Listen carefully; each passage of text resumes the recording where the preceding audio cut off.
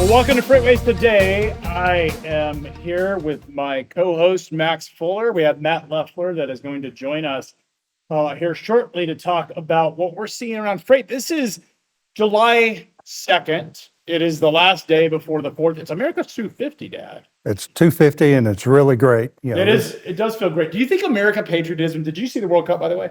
I did see the World Cup and it's pretty exciting. Pretty exciting. Yeah. I feel like patriotism, I feel like it was this period over the last decade, and maybe over the last 2 decades since the Iraq War, where there's been this like America guilt and like patriotism was frowned upon, but I think like we're back.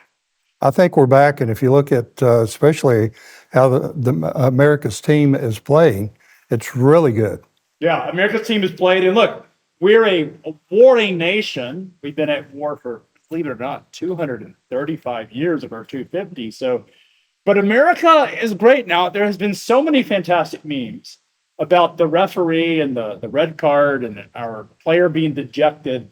And a lot of American patriots are calling for B-2 bombers to take out some of those refs. I don't know that that's allowed. We'll hear from Matt Leffler whether whether that is something that is frowned upon or accepted. Matt, what are your thoughts there? Should we bring the? What are you doing, brother? Let's not call for violence. Let's call for peace. I can hear you. There's a lot of lag, unfortunately. That was a significant lag. We'll figure out what's going on the production side there. Look, it feels great to be America. It does feel like the America freight economy is roaring and ripping back, and we're going to talk about that on the Sonar Update. Is just how strong the rail data is telling us about the American industrial renaissance. We're seeing it across the country. Bulk commodities are moving. Bulk commodities are moving. We've got a lot of great things. Intermodal is strong. And look, the trucking market is something that has been strong all year, and there's nothing, and I mean nothing slowing it down. We're going to talk about all that here on today's show. We're going to go through and really dive into we got regulation to talk about, legal, and then we're going to finish up today with another great episode of Freight Expectations, and we'll get Leffler's audio fixed here shortly. But right up next is the headlines. We kick things off with a massive shift in how freight contract pricing is getting done. Triumph, the Dallas-based transportation finance and technology company, launched RFP Manager on Tuesday to help brokers keep pace with drastically compressed pricing cycles. In today's supply-constrained market, some shippers are now repricing contracts as frequently as every 30 days, a brutal acceleration from the traditional annual or even 18-month cycles. The tool draws on real transaction and carrier payment data from the Triumph network, which according to the company provides visibility into about 70% of North American brokered freight transactions and payments tied to more than 170,000 carriers. Triumph's Executive Vice President Ben Volkwin explained that supply has been constrained to a large degree, and brokers are pushing up rates a lot higher and a lot faster than anyone would have expected, leaving shippers scrambling to keep contracts competitive. Over in the legal arena, a major case on broker transparency is headed to oral arguments that could reshape the entire industry. The lawsuit involving carrier Pink Cheetah versus Total Quality Logistics, the second biggest brokerage in the nation, is scheduled for oral arguments in Washington on September 11th, before the U.S. Appeals Court for the District of Columbia. The case centers on a disagreement over broker disclosure requirements after Pink Cheetah requested certain documents involving loads it hauled for TQL and then sued when TQL rejected further requests. According to the Pink Cheetah brief, the records that were eventually released revealed that the carrier received only 56% of the payment for the load in question, with TQL extracting approximately 40% commission rather than the reasonable and customary amount of about 14% to 16%. The case has broader implications for the entire question of broker transparency across the freight industry. Finally, North America's signature trade pact is entering an uncertain future after the Trump administration declined to renew it in its current form. The U.S. informed Mexico and Canada on Wednesday that it would not agree to extend the United States-Mexico-Canada agreement in its current form, triggering annual reviews until the issues are resolved or the pact expires in 2036. Despite the decision, USMCA remains in force while negotiations continue, and bilateral negotiations between the U.S. and Mexico are scheduled to resume during the week of July 20th. The decision comes despite North American trade reaching historic highs, with U.S.-Mexico two-way trade totaling a record $872.83 billion in 2025, and U.S.-Canada trade reaching $712.76 billion last year. For the trucking industry, the agreement governs hundreds of billions of dollars in cross-border freight, moving annually through major gateways such as Laredo, Texas, Detroit, Windsor, Buffalo, Niagara, and Otay Mesa, California. Yeah, so lots going on. This whole trade story, we had Liberation Day tariffs, we sort of USMCA is NAFTA 2.0, if you will. President said he's not going to sign it. Any thoughts there, Dad? Well, I think he's really looking for more of a fair balance, and that's what he's trying to do with the tariffs. And I really think that some of these smaller countries have really taken advantage of the United States through some of these. But I'm not talking treaties. about smaller countries. What I'm talking specifically about is Canada and Mexico. Right. They're major trading partners of the United States. It feels They are. foolish. Matt, what are your thoughts here? Can you hear me, by the way? Do you have audio? Nope, we don't have audio for Matt, so No. there you are. I got the audio. You can hear me now. Look at us go. Okay, can you hear me now? Look, We can hear happy you birthday, America. Happy birthday, America. We're well on our way. Let's start more fights. That's the way to solve our By the way, problems. Correct? Let's do that. I like the flags. I like you very patriotic. By the way, I like the change. I know what's we used to be up there. I will tell you that is beautiful. It brings tears to my eyes. So Matt, what are your thoughts on the USMCA? I mean, look, we need these trade agreements. Those are our two largest trading partners. They share a lot of our cultural similarities. We need consistency and predictability. Those supply chains are always able to be nimble. We'll make do without these agreements, but we have to get back to the table. We have to have agreements with our biggest trading partners. That's just common sense. Now, I understand why some things have been sidelined for a little bit. We'll see if that changes over the days and weeks to come, but really we need to have these agreements. And I don't think we need to pick more fights with our neighbors. It does feel foolish. If you want to bring reindustrialization, you needed Canadian commodities, you needed Mexican labor.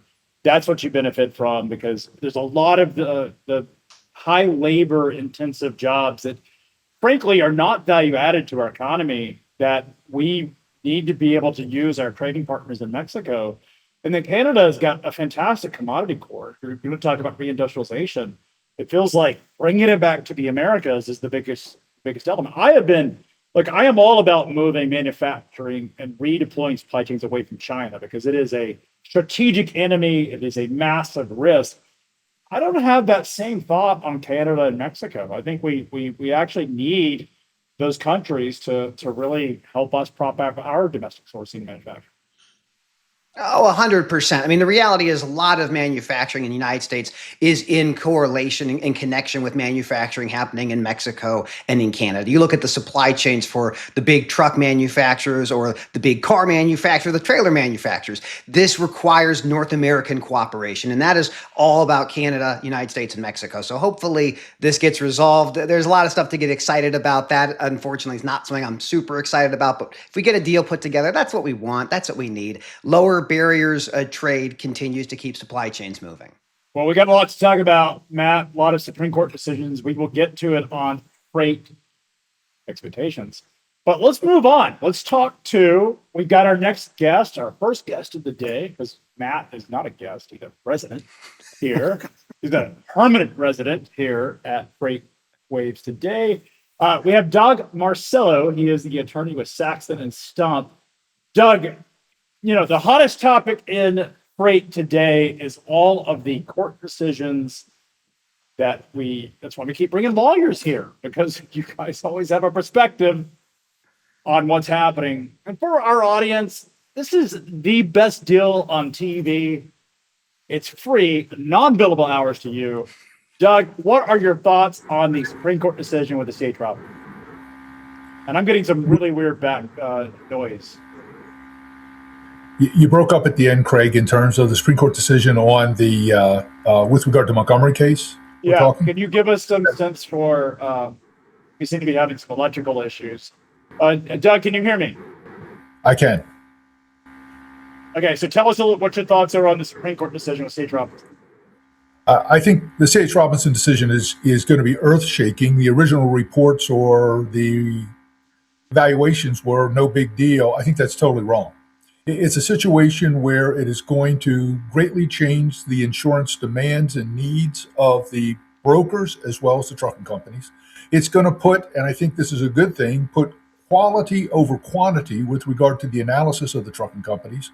And I'm seeing now stories where providers, carriers are saying that they believe it's going to be an increase with regard to their dedicated routes, so that as we move away from the carriers, the 75% or 95% rather, that are unscored, that don't have a rating, those are what we're going to see. I've lost audio on Doug. Matt, can you hear us? Yeah, I can still hear you guys. And I heard what Doug was saying. I mean, I think he's absolutely right. The impact of Montgomery, I mean, first of all, the Supreme Court does not take cases on that are not important. When they take a case on, it has deep societal implications for the area of law that it's discussing. And when Montgomery dropped, yes, it's true. Some of the appellate courts had already found, generally speaking, that brokers can be held liable for this negligent selection. But now this is ubiquitous across all 50 states. If you are a broker and you hire a motor carrier and that motor carrier gets into an accident, you will be sued. And just like the C.H. Robinson case in Florida, even if you're not part of the litigation, you might still get sued. And so for brokers out there and for motor carriers, understand that insurance markets do not quite understand yet how to incorporate this new Supreme Court ruling. But this is going to have a very long-lasting impact, and brokers are already feeling that pressure. I know that for a fact. Doug, are you with us? Did we get you back? Okay, so Doug, sorry, I could not hear what you were saying. I don't know if our audience could. I couldn't. Can you repeat what you were saying? Sure. On the lines with Matt had said, I think we're in agreement. Huge impact, contrary to what people's initial reaction is going to be. Situation where it's going to impact, number one, requiring brokers to look at quality over quantity. Is it a good carrier versus what's their rate? We've got some audio problems. We have some audio problems with Doug. So Matt, we're going to try to fix the audio problem with Doug and go directly to you. So Matt, let's talk about Supreme Court and what you're hearing in terms of, or what you're seeing. Is this impacting the insurance market?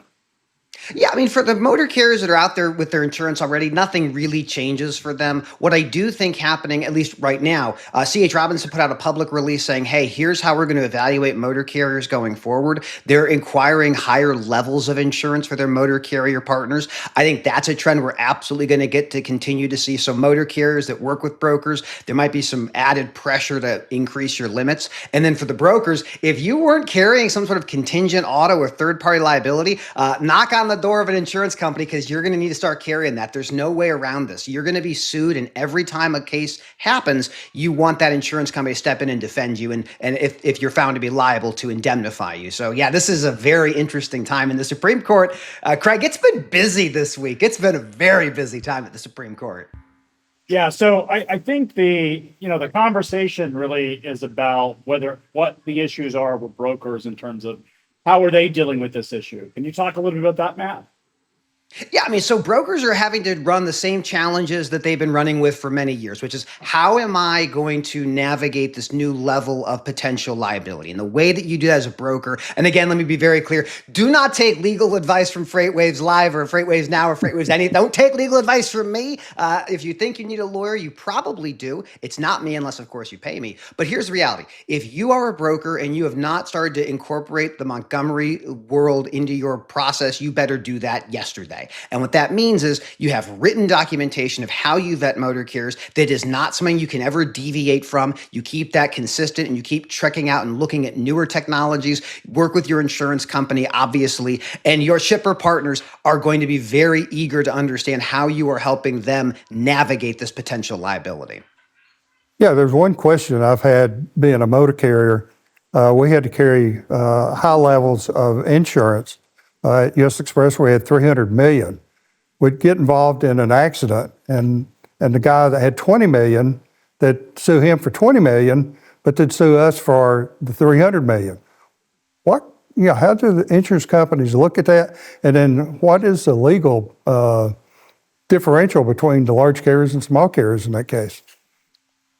Man, that's a great question. That's a great question. So when you are thinking about like how plaintiff attorneys think about who they sue and how much they sue for, some of the first things you're going to find out as a plaintiff attorney is who is the insurance company that is carrying for the motor carrier. And you're going to ask them, what is your policy limit? What's your declarations page say? You're going to, generally speaking, as a defense attorney, you produce that right off the bat. Here's who the insurance company is. Here's the policy number. Here's the date of loss.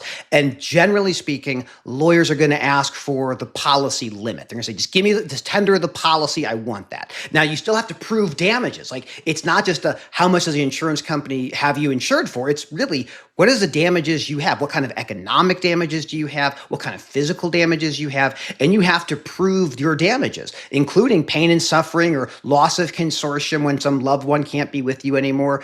These are all things that get put together when you look at how much you're going to ask for. Some lawyers will ask for just a number above X, so over 750,000 or over 75,000, whatever they want. But realistically, you must prove your damages. Now, when it comes to actual findings of liability, once we have a number, it depends on the jurisdiction, but some of them are what we call joint and several liability, meaning if you're on the hook for a part of the damages, you're on the hook for all the damages. This is why for brokers it's so interesting right now, because you may have a motor carrier who has $750,000 of liability insurance and the damages are 10 million bucks.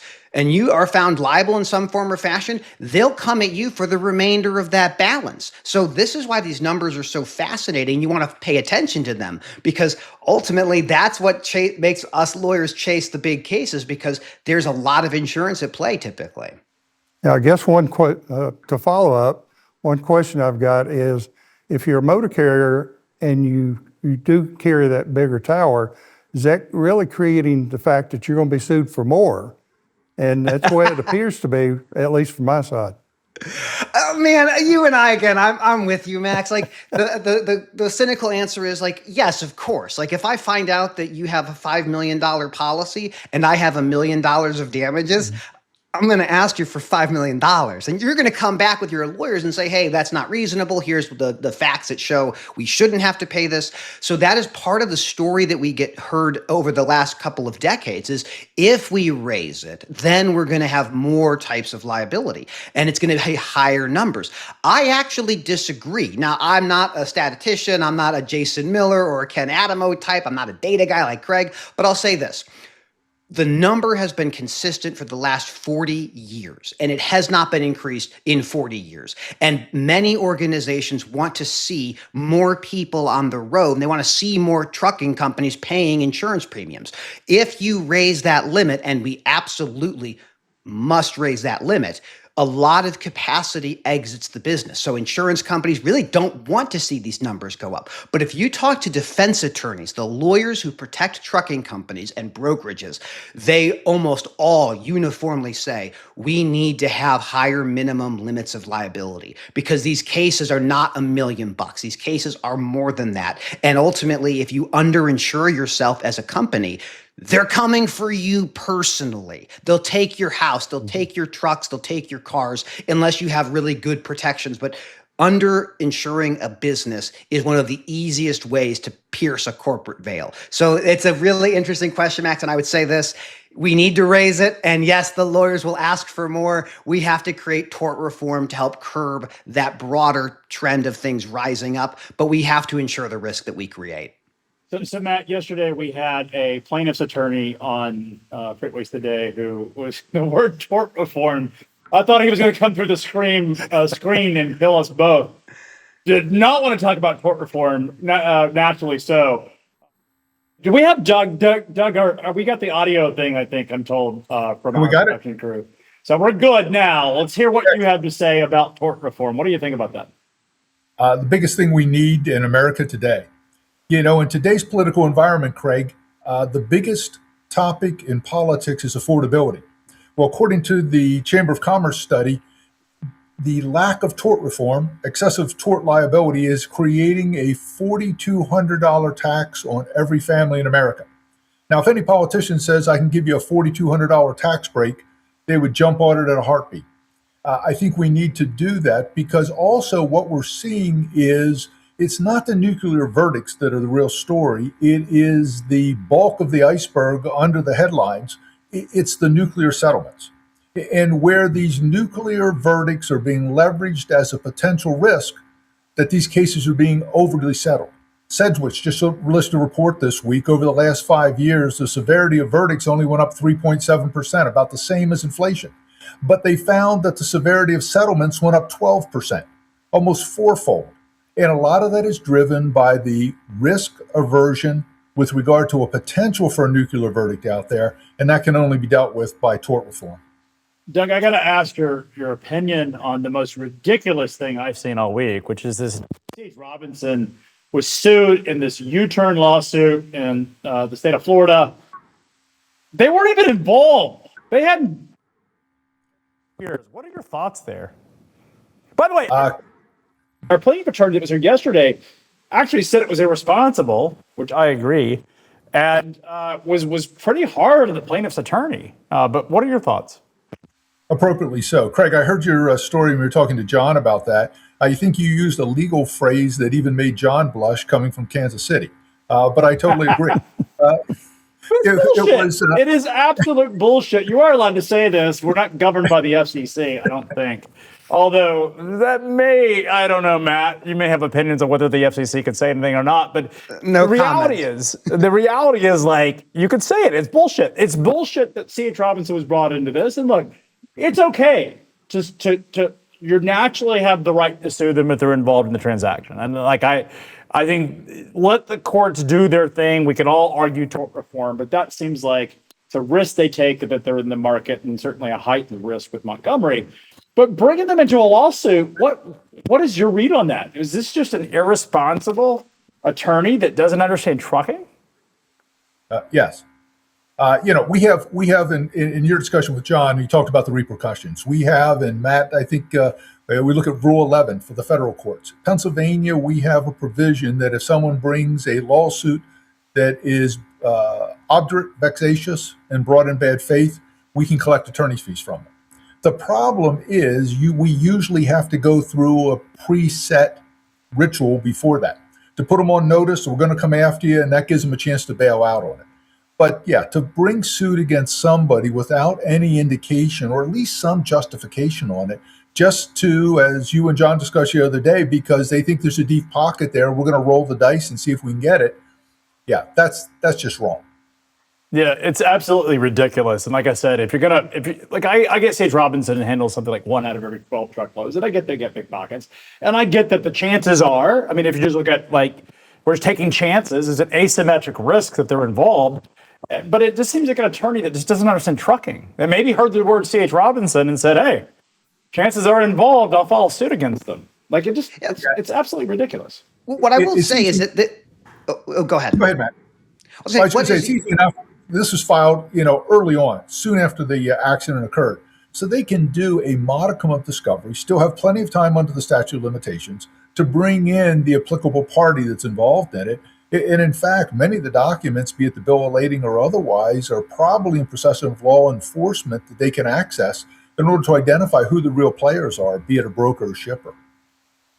Yeah, I just want to mention, this is the process working correctly, right? So they named the wrong defendant. The defendant filed for motion to dismiss, and it was dismissed immediately. And there's no chance it looks like that they're going to try to bring CH back. So ultimately, this is how the process works. Lawyers are fallible. We all make mistakes. Some make more than others. I've certainly made plenty in my career, but it's important to note, give grace when you can. This might have been in bad faith. If it is in bad faith, then absolutely those types of actions can be sanctionable. You can retrieve your attorney's fees, presumably. But for someone like CH, my feeling is their internal legal team's like, yeah, this is nonsense. That's motion to dismiss, off to the next one as they go down the list of active cases. But yeah, it happens, unfortunately. So Dick, I got to ask Max commented about the fact that if you increase the insurance levels, it just makes it that much more attractive. It's a big bullseye. What are your thoughts? Final thoughts? I think that's where it's going to come, Craig, is the increased limits are going to make more. As your father said, the more you have, the more folks come after. It's always a tough question. People ask me, how much should I have? A lot of that's a function of what are your assets and what's your risk tolerance. because you're going to see a variety out there, but you're going to see the plaintiffs try to go after you if you have that money, and that's what they're going to push for. Yeah, I mean, if you do raise insurance levels, the question is, do you end up with more lawsuits? Because I don't think anyone really wants that. And we've talked, Doug, you and I spoken about this, about the fact that there's a bunch of frivolous filings that ends up actually costing everybody. Just that's a huge issue. I think it's a binary process. If you're going to increase the rates, you got to increase tort reform, because we're living in a world right now that's described in New York as a fraudemic, where there are staged accidents. We've seen it in New Orleans down there. We have a situation where there is these frivolous lawsuits, minor impact side swipes, and people in New York are claiming not only the back and neck normal things, but now claiming torn ACLs and rotator cuffs and getting surgery on all of them. I think that has to be coupled together in a comprehensive package to bring this together. Well, look, love to have you back. Sorry about that. Some of these audio issues that we'll get next time. Doug, great to see you. I hope that you come back. This is such value to our viewers, such value to our audience of getting not free legal advice, as Matt likes to say. If you need a lawyer, you don't need to be listening to people on TV. But it's great because we're giving you so many insights, and the action is going to continue. Next up, we have Chris Ingram. He's the service technician going to this Volvo Championship we're going to hear more about. We'll be right back. It's National Safety Month, which makes this a great time to ask how your fleet can prevent more accidents. Samsara AI detects risks in real time, giving teams more visibility into what's happening on the road and more context to coach drivers before risky moments become incidents. Fleets using Samsara Complete AI Safety Solution have reduced crash rates by nearly 75%. See the data behind the results in the Samsara Safety Report at samsara.com/FreightWaves. Race car drivers like NASCAR champion Jesse Love are a lot like commercial drivers, pros. But even the best in the world still watch the tape to see what they missed and get better next time. So we created the Samsara Driving Coach. Great race, Jesse, but you were following too closely and you were speeding. Okay, you got me on that one. Samsara uses insights from millions of professional drivers to coach drivers in real time. Because even champions need a coach. Give me the keys.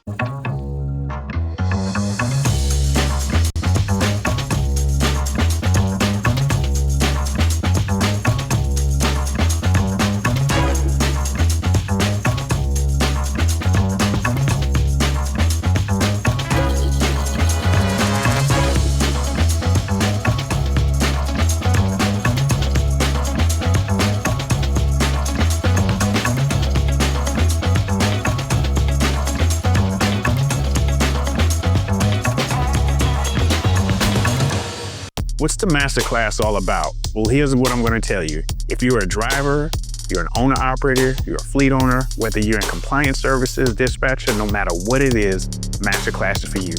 Every 2 weeks, you're going to sit down with me and we're going to go over certain business topics that are related specifically to your small trucking company operations.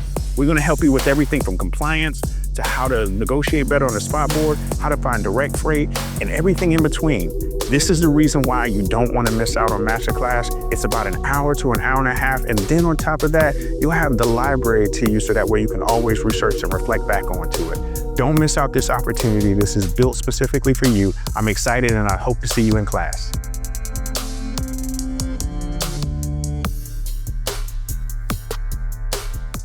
Imagine a world where your freight moves as fast as a digital pulse. What if your visibility didn't just tell you where a truck was, but exactly where it needed to be 48 hours from now?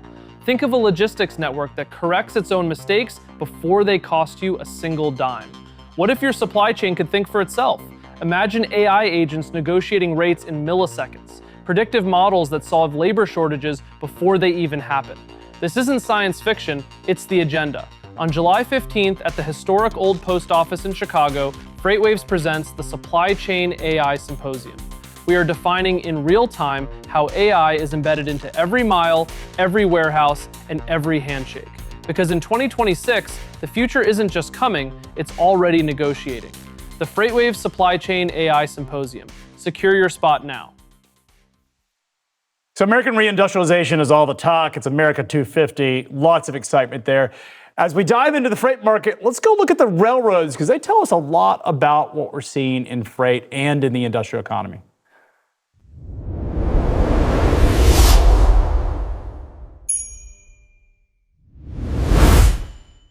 America's industrial sector is absolutely continuing to ramp. We're seeing this in the data. We look at the rail data every single week. This tells us a lot about the commodities that go into the industrial segments, the volume of transactions, the volume of freight that's shipped across the railroads tells us a lot about the health of the industrial sector. And what it's telling us and what it's affirming to us is that that sector is continuing to see significant increases and significantly more demand. We're seeing this across the commodity spectrum, and I think it's promising for U.S. industrial and U.S. manufacturing in the next couple of months. The reason that I say that is that if you want to build things, if you're going to produce things, if you're going to manufacture things, then you need to have raw materials, you need to have those source materials into your supply chain months in advance of production. And the reason that's important is that when we look out 6 months from now, what we're seeing in the rail volume data, in that commodity data, is telling us that we're going to get really strong industrial activity in the next couple of quarters as those commodities flow into manufacturing and production and they're put into use into finished goods products. Now, what I think is exceptionally exciting is the fact that some of the real heavy manufacturing, things related to things like steel production and heavy metals, is absolutely showing up in the data that we're seeing American-produced steel and American-produced materials are starting to really ramp.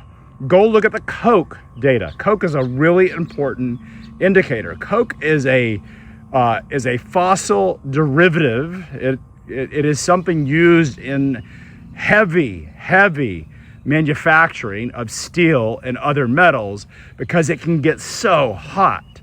That is what coke is used for. It's used to really produce those real heavy metals, which is good for U.S. steel production.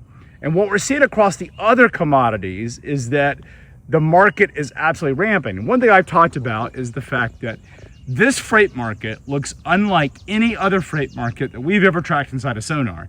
We've been tracking this data since 2018.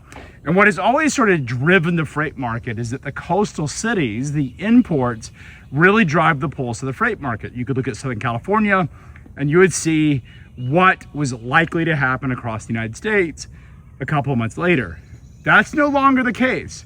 The Midwest, the Southeast, Texas are producing the freight. They're the ones that are showing us what's actually happening in the freight market. They're the ones that are giving us the indicators on the strength of this freight market.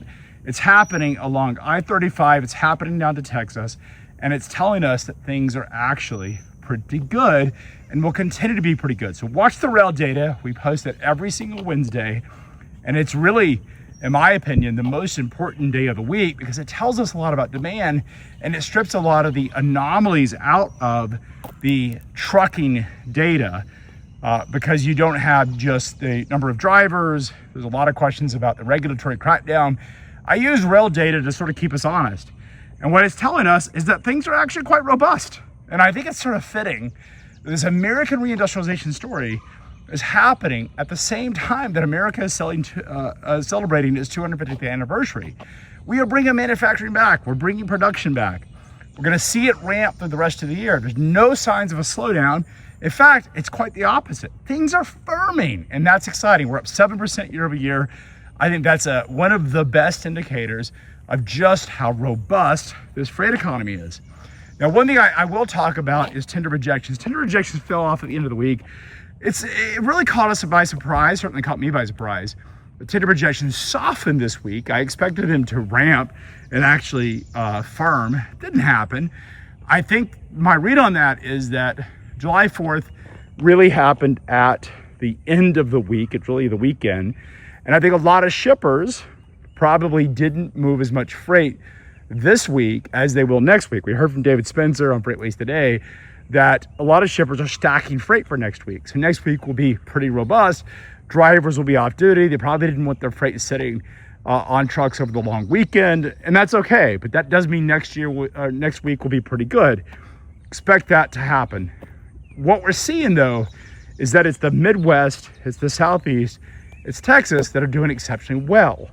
That's where the freight is happening. Import market is coming back. We've talked about imports building. This is going to be a good import season. That will take us into the second half. That will really ramp as we get closer and closer to Christmas. Really, we'll start to see it ramp in really the end of this month and all the way into October, with really October and early November being pretty robust. So I think the freight market is incredibly strong. American reindustrialization is absolutely happening. We're seeing it in the data. And if you have no doubt, if you're just like, look, this is just a trucking capacity story and just a regulatory crackdown story, go look at the rail data, because it tells us the truth. It tells us a lot about the industrial segment.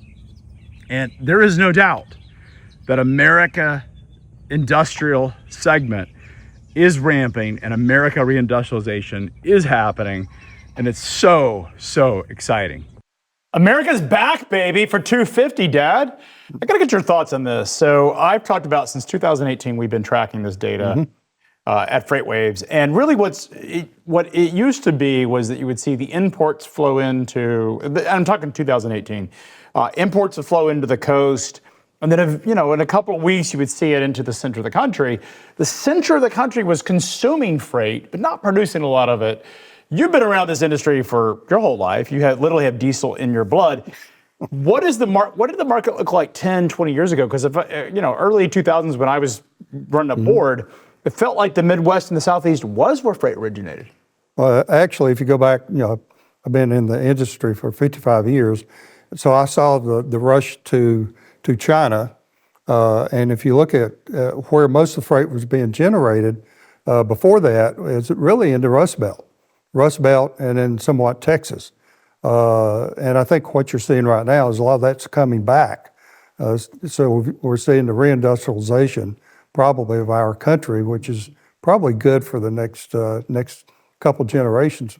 Yeah, a lot of that is AI data centers definitely driving it. But, if you're going to construct an AI data center, which is driving millions of truckloads, we have a great, we call separation report inside of Sonar. You can also get it part of Market Monitor. Go to getfreightdata.com. Every single executive in the space should have some access to Sonar's data because it tells you everything that's going on.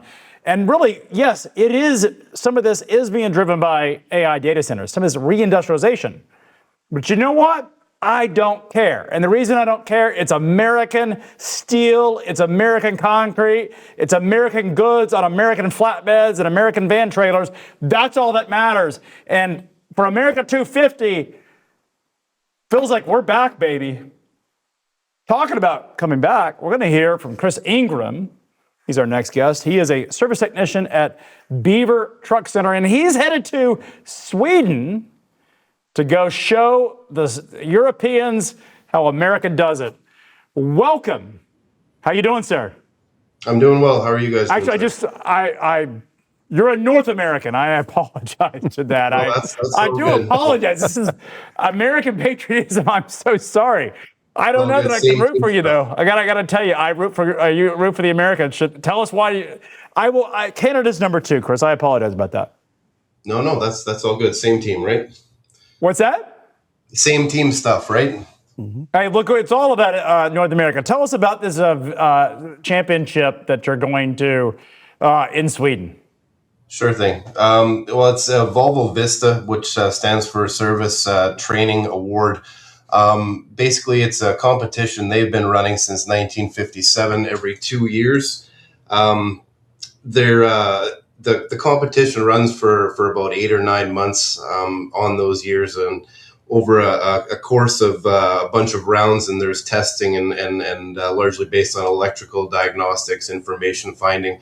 The top teams are then asked to go and compete in Sweden. The 2024 competition actually had 4,000 teams globally coming out of, I think, 109 countries. So of those 4,000 teams, 44 advanced to the finals. So it's pretty important in the Volvo community for sure. So, Chris, what does it take to win? What is the actual, what's the criteria? What does it take to win? Well, there's a lot of dedication. I mean, it's nice that they put that carrot out there for people in this trade to really be able to excel if you want to. The testing, like I said, there's a lot of troubleshooting related queries, a lot of information finding. It does take a full team effort and a lot of dedication to get into it. So is this a speed thing? Is it like NASCAR and it's how fast you can diagnose the issues, or is it something completely different? No, they're certainly all timed. You're not allowed an infinite number of minutes for all of these things. But in the finals, obviously, the stress is even more so there. On the team there that you can see from the left to the right, that's Cameron Glass, Sergio Galdamez, Randall Wiebe, and then myself. Randall and I have both been to the finals before. Randall's actually been twice, a very smart man. So we have a little bit of experience on knowing what to expect. It is a very, very high stress situation. You know, you're doing your job, but you're doing your job with somebody with a clipboard writing down everything you do. So the stress is there for sure. So, Chris, does each country get represented as sort of like the Olympics or World Cup? There's as far as the rest of the world goes, I don't know. For North America, there was 3 teams that were accepted. This year, there was 2 from Canada and 1 from the United States that are going to represent. In past years, there's been different ratios, but that's how the chips landed this year. Well, I know this is important to you, and look, ultimately, as Matt Leffler likes to remind us, maintenance is super important, and having the best techs in the world is super important to keep these trucks running. Matt, any thoughts on this? We don't have audio on Matt. Man, our audio game is just not great today. I think I feel like America 250 isn't giving us, maybe all these fireworks and this heat is just cutting off our audio. Yeah, I'd like to make a comment. The contest that he's going to is kind of the elite of the elite. And if you look at the service technicians in this country or North America, they are behind the scenes. They're the ones that keep the equipment running. They're the ones that basically enhance safety along the way. So these guys, are very important to keeping this industry moving. Now, have you been to this event? I've not been to the event, but I've been to some similar. Okay, and it's so kind of the Super Bowl of their industry. What exactly, as a spectator, what exactly do you see? Well, they're looking for accuracy, speed, and then the ability to diagnose things that some people can't find. Gotcha. And Chris, what are your thoughts? I mean, is this a spectator sport? Well, it's maybe if you were interested in that kind of thing, for sure. I know Matt and Max are. I know Leffler is interested because he loves some maintenance. So does Max, my dad. His superpower and his focus was always equipment. So something that he is very passionate about. Well, it would interest the hell out of me, but it's not for everybody. We'll say that. Is it like an event? Can we film it? Is it that exciting? I believe that there are cameras rolling throughout the event. Yeah. We need some B-roll. I think it would be great to show our audience what this actually looks like. It's a lot of guys that are operating under stress that normally don't operate under stress. So there's a lot of sweat. I imagine, I watch these NASCAR maintenance contest ad, and they're like, the speed at which is very impressive. It's very similar. Yeah. Very similar. Now, how much of the maintenance has changed a lot over the last couple decades? Most of it's computerized maintenance today, or a good portion of it is actually plugging the truck into a computer. Is this part of it, Chris? Are you having to diagnose the issues that are embedded in the software?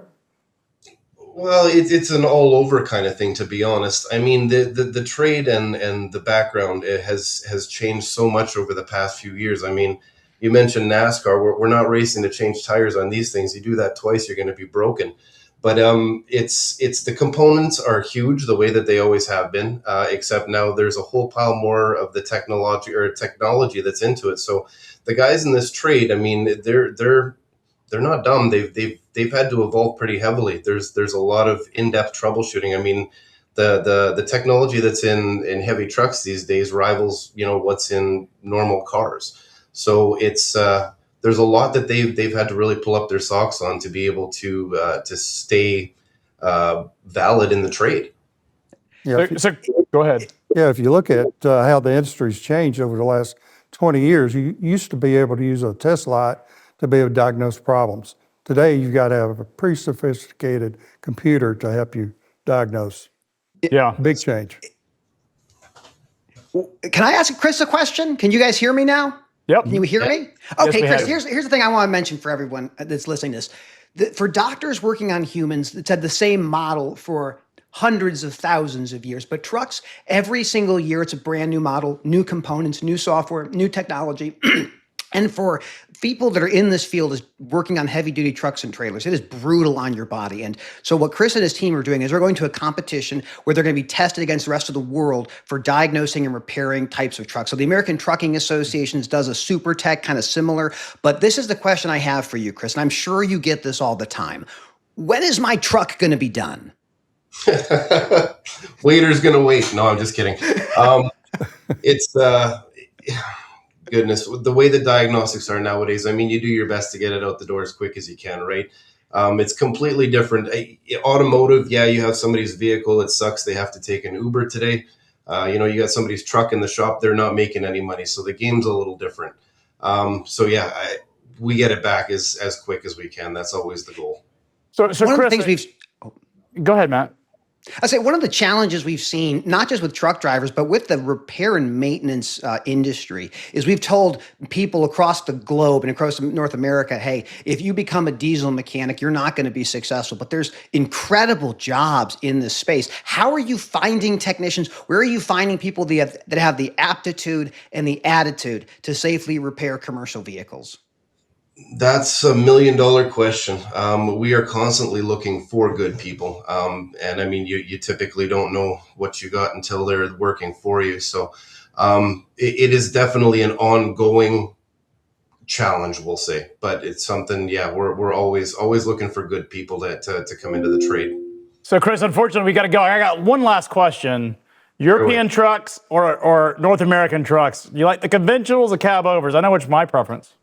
Well, I'll take conventional all day long, 100%, but that's not what we're going to be tested on. So we're going to have to pull up our socks a little bit with the cab overs. But no, my personal preference, put a hood in front of me. Yep. What do you think, Max? Oh, I love conventionals. Oh, come on. The cab over is the way to go. It's the ruler. It's the boss. It goes hard. And we'll be right back with you with Louis Pugh, with OIDA. Race car drivers like NASCAR champion Jesse Love are a lot like commercial drivers, pros. But even the best in the world still watch the tape to see what they missed and get better next time. So we created the Samsara driving coach. Great race, Jesse, but you were following too closely and you were speeding. Okay, you got me on that one. Samsara uses insights from millions of professional drivers to coach drivers in real time. Because even champions need a coach.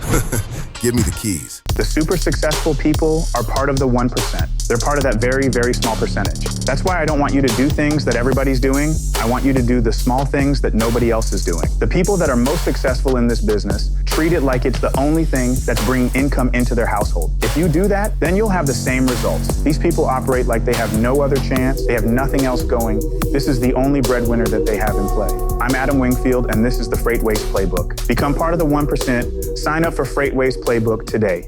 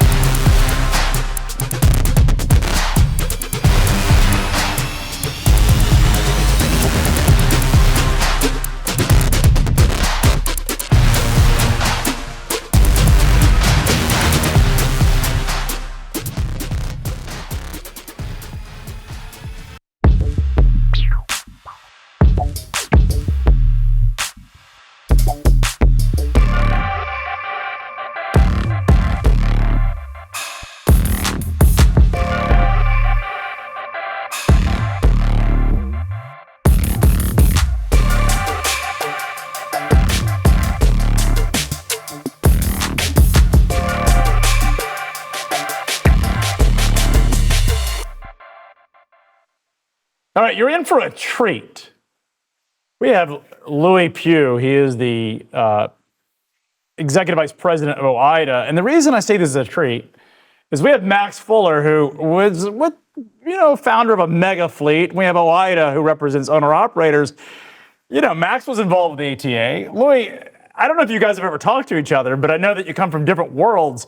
We're going to bring it together and talk about it. How are you doing, Louis?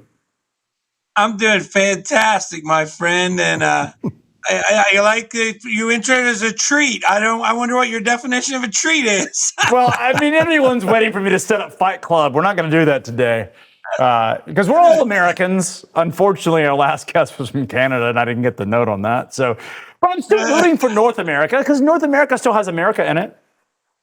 Exactly. It feels like they're the home team still, so that counts. So, Louis, what is sort of top of mind in terms of concerns for you guys? I mean, we're glad to see that the worm is finally starting to turn and freight rates are starting to come back. I mean, fuel prices, of course, are still a little thing, but I mean, our main thing right now and focus is trying to get Congress and the Senate to move and let's get a highway bill done, or the Surface Transportation Act, as you may. This is where trucking legislation lives and dies. Of course, that's our number one thing around here, is advocating for trucking on Capitol Hill and in states. And this is kind of our Super Bowl. And it's just, we continue to kick this can down the road because of all this divisiveness in Congress. And it's a real shame because the American people are paying the price. And that's a shame because, I'm with you. It's the greatest country. I'm super stoked about this weekend, 250th anniversary of America. And it's also the 100th anniversary of Route 66. And that's what I'm doing on 4th of July, actually, is going to go ride on Route 66 for a little while on my motorcycle. So, great time. There's nothing more American than Route 66. I mean, as the old classic American highway, crossing that. So, Louis, the highway bill's gotten a lot of attention. What is it you guys are hoping gets put into that highway bill and gets approved? Well, we're already happy about what's gotten in there. First and foremost, of course, is truck parking. We have our Truck Parking Safety Improvement Act, $750 million of funding to go to parking. As we all know, it's been a shortage for a long time. I jokingly laughed that the first time I ever went to D.C. to advocate, and I was a truck driver then, a small business carrier, was in 2006 for OIDA, and it was on truck parking. And here we are 20 years later, still talking about truck parking. But, that's in there. That will be free, all these parking spots, because we know there's lots of people exploiting parking now to make money. And, I get it, and I understand why. But with that being said, that would be free. Some other stuff we got in there is restroom access, which it's fascinating to me that in America we have to try to pass a law or a rule or whatever so shippers and receivers do the right thing and let the driver use their bathroom. But unfortunately, since COVID has become a huge issue, it's even worse for lady drivers, of course. So we're wanting to see that in there. And then this doing some investigating on predatory lease scheme and changing that, because I'm sure you're well aware we're no fans of lease purchases. They don't turn out well for the driver. I jokingly say they advertise walk-away leasing, and they're right, because you're going to walk away, and you won't have a car, you won't have a home, you won't have anything, unfortunately. So those are some of the things that we're looking for and hoping that are already in there. We'd like to see some more stuff on training, more hours behind the wheel and stuff like that. But they are starting to investigate that as well. They're supposed to set up, so that's good too. Do you think we'll see the reversal of the ELDT, the entry-level driver training program, where hours are going to be mandated in terms of how many hours the drivers need to have before we can get a CDL? Well, I wouldn't necessarily say a reversal. I would like to say a add to it. We were part of the entry-level driver training conversation. One of my board members sat on that committee and helped shape that. We wanted the 30 hours behind the wheel. That got taken out the last minute for whatever reason. Stupid in my opinion, but we'd like to see some more of that. We look at this entry-level driver training as a first step, a small first step but we definitely need many more hours of behind the training, much stricter standards. I think all this stuff we've seen over the last year and a half, 2 years with non-domicile CDLs, foreign drivers, folks who can't speak English, all these problems and accidents and things that we see are due to way too small amount of training for truckers. I mean, it all comes back to an effort to lower the barriers to entry. I mean, that's where a lot of this has come. The ELDT, the entry-level driver training program, which really allowed for the proliferation of CDL mills, is something that has absolutely destroyed a lot of the training integrity in this industry, and it was taken advantage of. Lloyd, what did happen to allow for the fact that there is no I'm a pilot. Like I admit, I don't have a CDL. I've driven trucks, but never over the road. As a pilot, I gotta have 40 minimum hours before I can get my ticket, before I can even go and become a private pilot. And you're not proficient until a couple hundred hours. The data is very clear on this. How possibly can we expect truck drivers with no hours, proven hours in the cab, actually be trained and hit our nation's highways? How did that happen? Everybody wants cheap freight, cheap labor, and we don't want to invest in drivers, invest in the future. I mean, the American Trucking Association, and they're seems to change their tune, but they did a really good job since deregulation pushing this whole driver shortage narrative that we've never had. There's shortages in trucking, but it sure isn't drivers. We have 400,000 to 500,000 new CDLs issued every year, and people come in, and unfortunately, we've dumbed down this industry. We've dumbed down the truck driver. We don't want to pay them for what they do. We don't want to give them a safe place to park. There's all these problems out here, and we wonder why people don't stay. And it's unfortunate. And, I don't understand how it works. I don't understand how people can sleep at night to put people behind the wheel of a truck that they don't know how they're doing or what they're doing. And the way they try to remedy that is with these little safety gadgets and stuff that they put on the truck to help herd the cats from point A to point B. And it's maddening to me. And, I love trucking. I was a truck driver for 25 years. And I'm proud of my safety record. I'm proud of being a trucker. And it's really a shame what we've done to our industry. All right. So, Dad, I got to ask you this. I'm going to put you on the spot. First of all, is there a truck driver shortage? It depends on how you want to define it. The definition of does all freight move creates a driver shortage, or is it a trucking company doesn't have enough drivers? And I really think that the whole problem is trucking companies don't have enough drivers, but the industry still moves all the freight that needs to be moved. So how is that a driver shortage? There's companies can have unseated trucks. That's a company-specific problem. I don't think anyone's going to argue that. Right. There were times you guys had unseated trucks. Your competitors have unseated trucks at times. Right. That is a trucking company-specific problem where you have a shortage of drivers. That's correct. It's very different than the market having a shortage of drivers. In fact, I grew up listening to or believing there was a perpetual truck driver shortage across the industry. And it was in 2019, I'll never forget it. I was looking at the data inside of Sonar, which, we publish this data that gives us this visualization, really easy to sort of see it. And I remember seeing we had the bloodbath of 2019, the largest level of bankruptcy since 2008. And yet I was hearing about this driver shortage, but yet we had too many drivers. I don't understand it. And I don't know why the fleets that are out there and the ATA kept insisting there's a driver shortage. I get that you have unseated trucks. That's frustrating. But it comes down to the industry not having a driver shortage. Lee, what are your thoughts there? I agree with you, and I think the reason that they pushed that for so long was to try to get a legislation and to keep out, where they have to invest in drivers, and they've been very successful at that. And I think that worm's starting to turn. If we want safe highways and safe roadways, and I think we do, I believe the first three things that we should be doing and putting all of our resources and efforts into, which will be expensive. Don't get me wrong, I know it. But we need to invest in the training of the people that we're putting behind the wheel.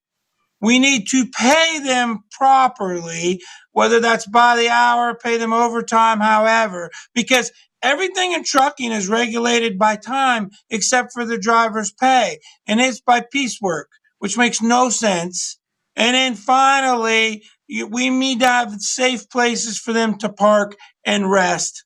And if we would just address those three things, I firmly believe it would pay in dividends way beyond belief on highway safety for us. All right, so Dad, so I want you to respond to Louis' comment about the fact that if you just paid more, if you just gave the drivers, tell us about the challenges that you guys deal with in recruiting drivers, and why have the larger carriers or the members of the ATA insisted that we change these barriers to entry? There has to be an economic reason for it. Well, if you go back, when I first started in the industry in 1970s, truck drivers were paid in the top 20% of all professions.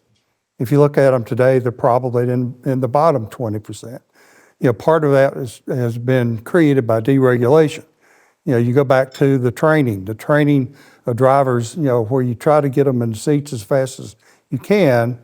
We basically put together a program at US Express where you come out of a school, then you still have to go on truck with another driver to actually get experience. And in a lot of cases, that was for about 60 days. So you get some experience in the markets that you're working in. I think all these things have to come together to come to a better solution for the driver if we're going to have quality drivers in the industry. But the industry that is paying them, the industry that's supporting them, needs to understand their issues along the way. And there's a lot of issues that drivers have that don't get addressed. Well, look, I think we can all agree that better truck parking, better quality of life, bathrooms is something that, everyone that owns trucks really wants to see is our drivers are treated better by the motoring public and by the shippers and frankly brokers. I think everyone, I think you would agree with there. But I think the fundamental question is, look, I've been around big trucking. I saw it firsthand. There were periods of unseated trucks. This is a big problem when you've got assets. The concern, because of the cyclicality of this industry, the common answer, Louis, that I hear from folks on your side of the table, and I certainly am going to hear on X, because I get a lot of hate whenever this conversation comes up, is, by the way, it's Max Fuller, not Craig Fuller, if you want to direct your messages that way. But the common comment is, stop treating us like slaves, stop treating us like a commodity, and pay us a living wage and pay us better. The counter argument to that is that the cyclicality, the seasonality, this is a brutal business where we have so many new entrants that have come in. It is hard to raise wages and keep them consistently high and sort of address your unseated trucks when the market does not support that. And we've seen so many trucking companies that have tried to do the right thing that could not survive because they couldn't respond to the market. I mean, it's really the reason that the union carriers have gone under is because they didn't have flexibility in their workforce. What do you say, Lou, to that? I agree with you. I mean, this is a race to the bottom industry, unfortunately, whether you're a small guy or a big guy. I mean, let's face the facts. I think shippers and receivers, and I'm not trying to be mean here, but they need to wake up to the fact, along with brokers and other, because it surprises me how much you will load $100,000 or $1 million or $50,000 worth of widgets on a truck to send from, New York City to LA across the country, and you don't even have an idea who's behind the seat, who's driving the truck, and really. Then the whole thing comes down to, you don't care how good that carrier is, how good his drivers are, how his safety record. All anybody seems to care about is who's the cheapest. And that's how you get it. That's how you get freight. You don't get freight. I mean, sure, with small things like myself being a small carrier, customer service comes into matter sometimes. But most of the time, the way you get your foot in the door is you do it cheaper than anybody else or the other guy. And that's crazy when we really sit back and think about it. Who else runs their business? What other industry buy? Who's the cheapest? It's kind of, other than maybe the government, Now, the government does not say who's the cheapest. I mean, look at how much the government pays for screws and all sorts of nonsense. Right, But so my point is, it comes down to the cheapest bidder and all these things, and unfortunately that's sad. And, I also blame DOT and FMCSA because we need a much higher barrier of entry. I say this a lot when I go speak. I've said testify in Congress. What other industry can you go out here on the street, find some homeless person who doesn't know anything about trucks or anything? Maybe they don't even have a driver's license. But you can get them a driver's license. You can send them to a CDL school, pay $300 some bucks and get them some authority and find them insurance and get them a truck. So you take this person off the street, and within 2 months, they could be a motor carrier owning a truck running down the road. And have no credit or anything. That's crazy. Louis, I completely agree with you. I mean, it is, there's so many things in this industry, but ultimately it's because trucking freight is a commodity. And the sort of counter argument, and look, I understand how fleets think.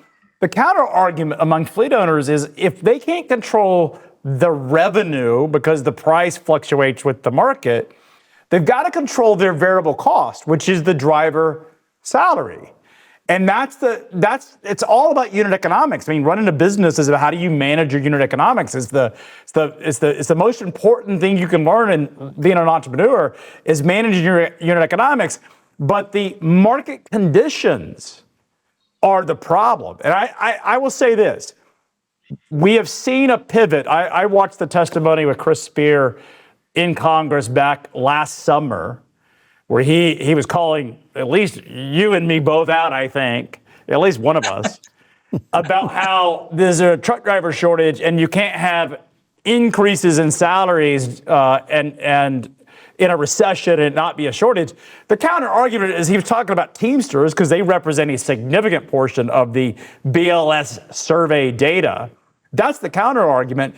But it does feel like the ATA has realized the errors of their ways, at least in this driver shortage narrative, short term, we'll say, where they have pivoted and said there is no driver shortage. It's a qualified driver shortage. What are your thoughts there?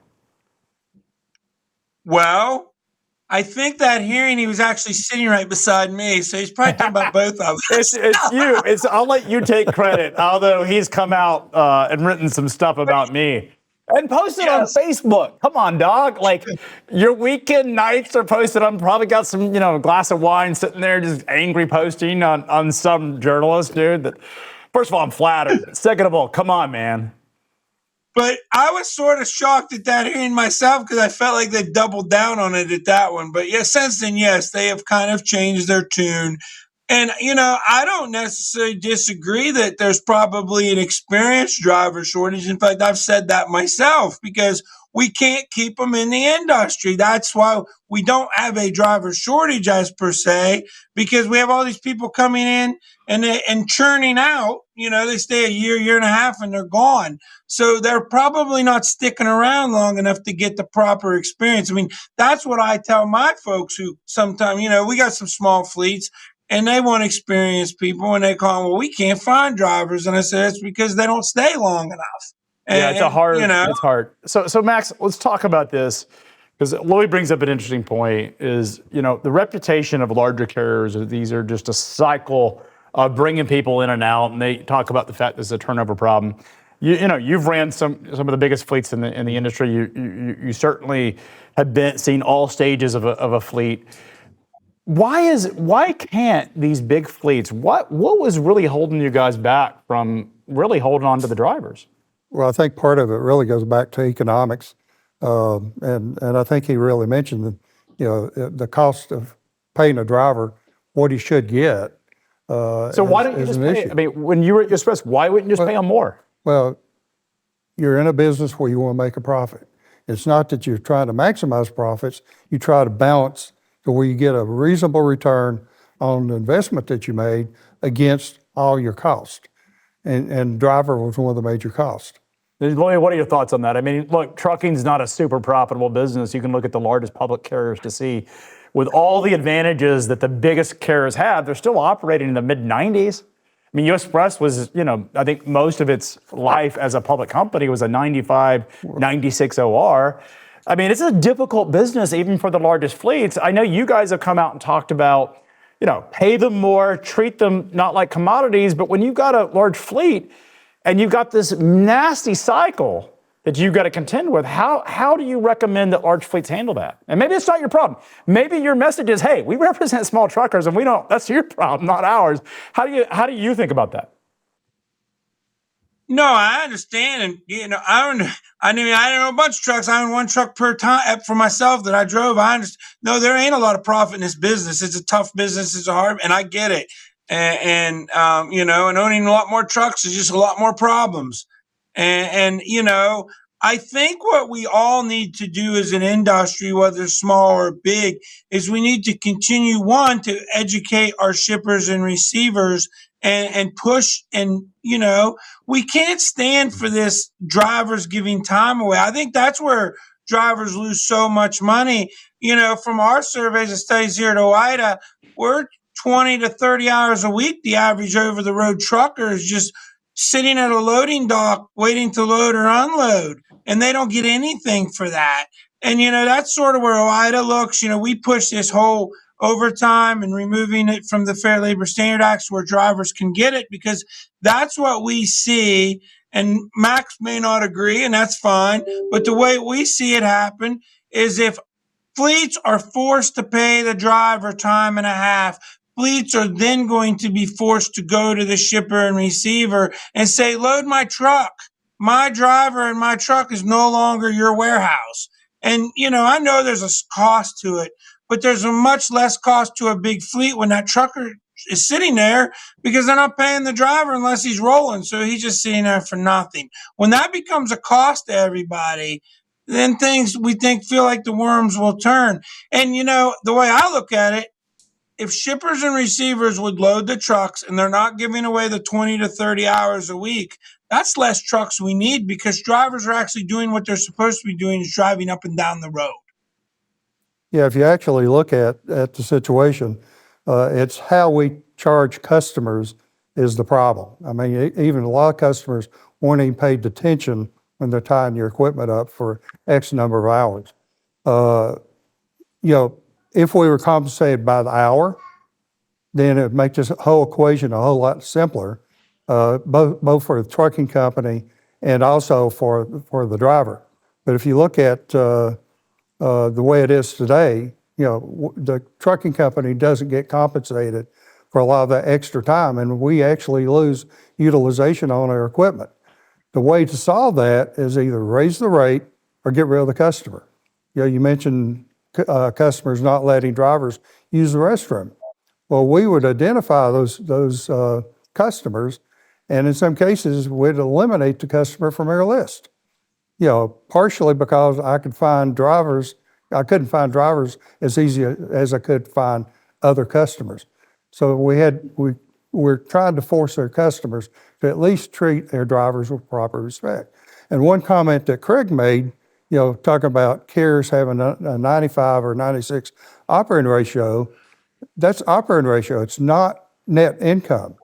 If you really look at the cost of capital in this industry, you probably have to have, and people may disagree with this, at least a 92 or 93 operating ratio before you're really at that true break-even point. Yeah, I mean, cost of capital is a huge piece of it. Yes. Investing in your fleet. I mean, it's a difficult, brutal business, Louis. Last final thoughts on how do we fix these problems? Are we all coming together as an industry? Are we going to see the ATA's pivoted with the idea that there is not a driver shortage, at least now? I'm waiting for Bob Costello's new version of the chart.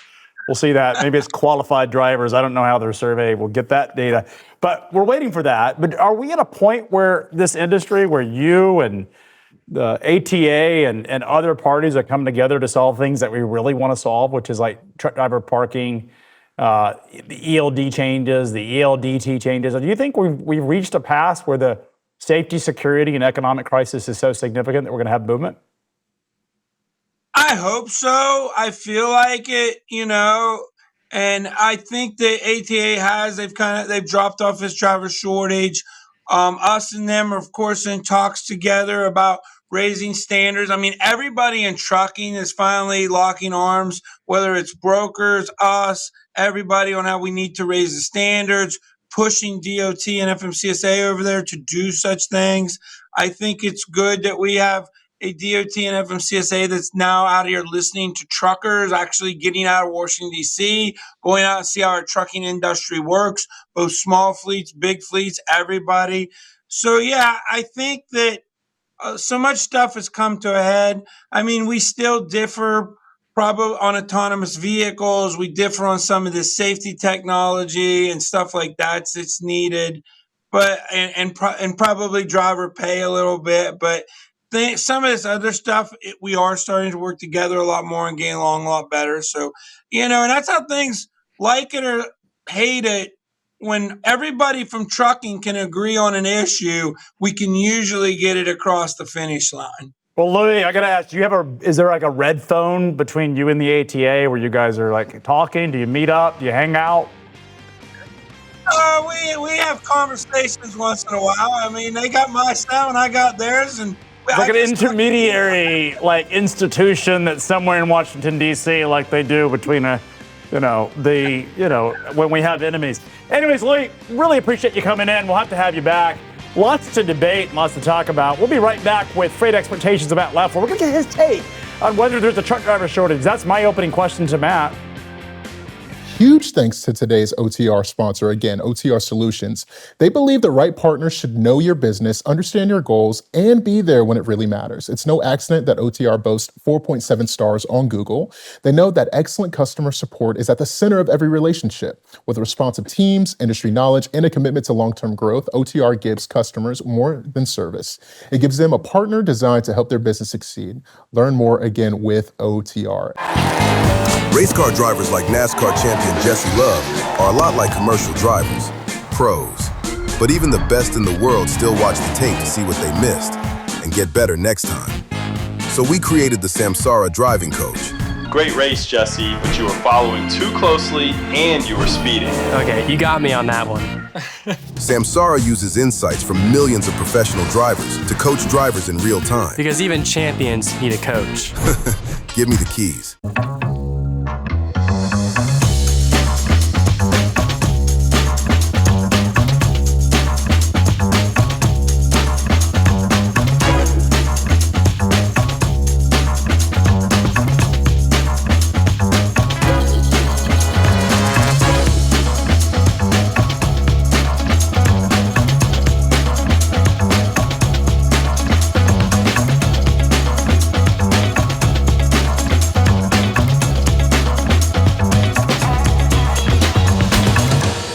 What's the masterclass all about? Well, here's what I'm going to tell you. If you're a driver, you're an owner-operator, you're a fleet owner, whether you're in compliance services, dispatcher, no matter what it is, masterclass is for you. Every 2 weeks, you're going to sit down with me and we're going to go over certain business topics that are related specifically to your small trucking company operations. We're going to help you with everything from compliance to how to negotiate better on the spot board, how to find direct freight, and everything in between. This is the reason why you don't want to miss out on Masterclass. It's about an hour to an hour and a half. And then on top of that, you'll have the library to you so that way you can always research and reflect back onto it. Don't miss out this opportunity. This is built specifically for you. I'm excited and I hope to see you in class.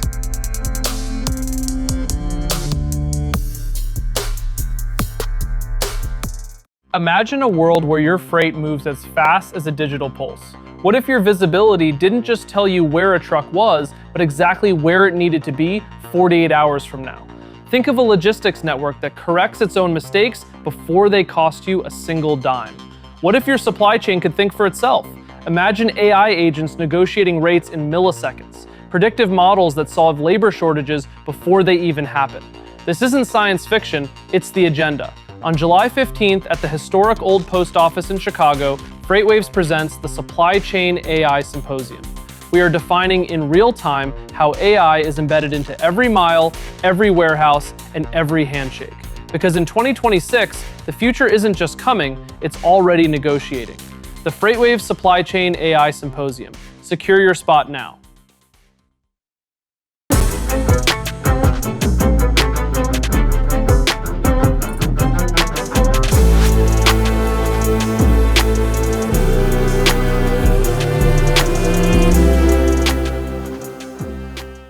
Welcome to Freight Expectations. I'm here with my co-host, Max, who's joined us for Freight Expectations today, right after. Well, this is still FreightWaves Today. It's still part of it. It's the special segment. It's the most special segment of the week. Matt Leffler, the armchair attorney. I got to ask, we had Louis here. Is there a truck driver shortage? Yeah, I mean, that's a great question. And we really have to take a long view of this. Such a lawyer. First of all, I asked you a direct question, sir. I want a direct answer. Yeah. None of this lawyering. You sound like a politician. Is there a truck driver shortage? Yes or no? No. Yes or no. Is there a truck driver shortage? There is no truck driver shortage. Boom. There is no truck. That is the clip. Say it again. There is no truck driver shortage. I mean, here's the reality, though. I mean, we are looking at the after effects of something that took place over 46 years ago. In 1980, the average truck driver made, adjusted for inflation, like $120,000 a year. Compared to today, the average trucker's making, let's say, $50,000. That's over the road motor carriers. Now, the reality is there's not enough people that want to do that specific job for the compensation and the benefits and the work environment that is currently on offer. That's not the case for companies like Old Dominion or Pitt, Ohio, the LTLs that do pay their drivers hourly. But what you see is this tension with, I have 10 people that I hired last year and 11 of them quit. And this is a churn that the big over-the-road full truckload motor carriers have been living with for decades. And that's part of the recipe. That was the intention behind all of this. How do I keep costs low to get things delivered ever faster and ever cheaper? And now we live with that. Now, there is no truck driver shortage at all, but there are pockets that have challenges, sure. Maybe they go into construction, they go somewhere else, but that is not the phenomenon you see with a lot of other types of truckers, like food delivery companies or fuel companies. That's not a question that they really get focused on. But this is the world we live in. Now, when we had Chris from up north from the Volvo dealership, there is absolutely a shortage of qualified heavy-duty technicians, and we need way more of them, especially as the technology gets more sophisticated every year. So, I mean, how can we have a shortage of technicians and that not be offensive, but the truck drivers are not, there's not a shortage of those? It is so hard on your body to be a heavy-duty technician. Many of us will remember who are watching this right now. There were shop classes in high school where you could learn how to work on cars. You can learn to work on equipment. They don't have those anymore. People don't understand the opportunities in transportation that exist. The big mega carriers don't have the resources to hire some high school graduate to come fix equipment. They need people who have some level of experience. But if you have the aptitude or the attitude, you can do really interesting things. But there's a challenge. We have told people that if you're a diesel mechanic, you're not a successful person. And some of the most successful people that I know are mechanics that have spent their lives fixing commercial vehicles. And every year there's new technology. Every year there's new sensors, new parts, all these issues, and yet they still show up and do it. But there is no doubt that we have not done a great job helping people understand what types of careers exist for them if they want to get into heavy-duty repair and maintenance. Well, a lot of that's really changed over the last 20 years. You know, when I was in school, they were teaching how to change spark plugs and things like that. You don't have spark plugs anymore. You know, that's all that's changed. And it's really gone towards electronics. And that's been a big shift over the last 10 years, is more electronics, more computerization, more sensors, and all those things, require different type of technology to understand. Why do we have a tech shortage? Why is there a tech shortage? If it's computerized, it's supposed to make things easier. Does it make it more difficult? Or what's the gap? This is This is the really interesting part and kind of a sad part of the industry. So when you were a diesel mechanic, 20 years ago, you weren't using a computer for every single thing that you did. Maybe you'd have some sort of diagnostic tools, but you were using your hands, working with your parts diagrams, all of these things that you learned over your entire career. Nowadays, and I'm not kidding, if you were doing an inspection on a trailer, just a PM on a dry van, you may actually be hooking up a computer to that trailer. So every truck, every service you do, you have to have a computer to do the work on those things. So a lot of older technicians were like, I don't even know how to email, let alone to do diagnostics on the laptop and get all these troubleshooting reports. So some of them left the industry, or they went to work for municipalities or places with just different types of constraints.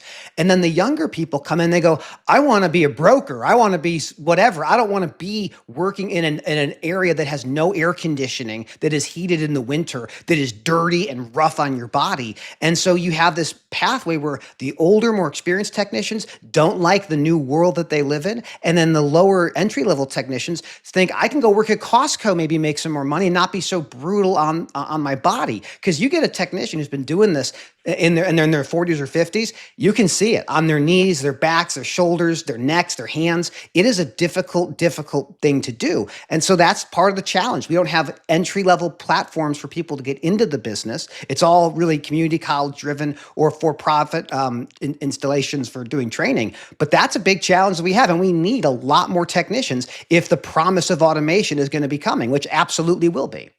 Yeah, I mean, look, air conditioning is the most. There are a lot of people the air conditioned on X, but you make an interesting point, which these jobs. There's also been this emphasis in Congress, student loans, and the idea that to be respected member of society, you have to get a 4-year degree. There are pressure. I have this conversation with my wife all the time. Is that we have our 19-year-old son who's going in to be a sophomore, and I'm like, I love Baylor where I went to school, and I understand why when I was going to college that was important, but it doesn't feel like it has the same value that it did at one point because the jobs are no longer requiring that, like what you're learning in college. And it feels like the stuff that actually does matter to our economy is the technician side, is the maintenance side, is the driver side. But this is a societal problem, Matt. This is the story of how our industry has been so terribly neglected. You look, again, before deregulation, in transportation, whether you're a mechanic, a driver, a dock worker, material handler, there's a good life for you, likely a pension, likely benefits, and that's not what it is today. It's a different world today than it was 40 some odd years ago. But the same problems are here. The stuff needs to be functional. It's got to work, got to be corrected.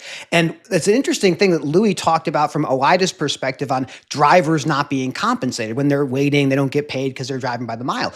In some shops, not all, but some people don't realize this. Some shops, you are paid on a flat rate, meaning if a job only pays for 5 hours and it takes you 10 hours to do it, you're only going to get paid for 5 hours. No one's going to pay you for why you couldn't do it in the time the book said. So as people learn about, let's say, dealership mechanics specifically, if it's a flat rate shop, you might come into there and say, I'll work 60 hours a week, but I'm only getting paid for 30 or 40 because I'm not fast enough. So there's this pressure on every part of our supply chain, which really kind of goes back to the idea of how can I get you to do something and not have to pay you to do that thing. But that's the counter argument, Matt, and this is a study. So FedEx had this problem where the night sort, they were missing, it was not as efficient. In fact, I read this study this past weekend, was the fact that they were paying them by the hour and they found that they couldn't fit the sort.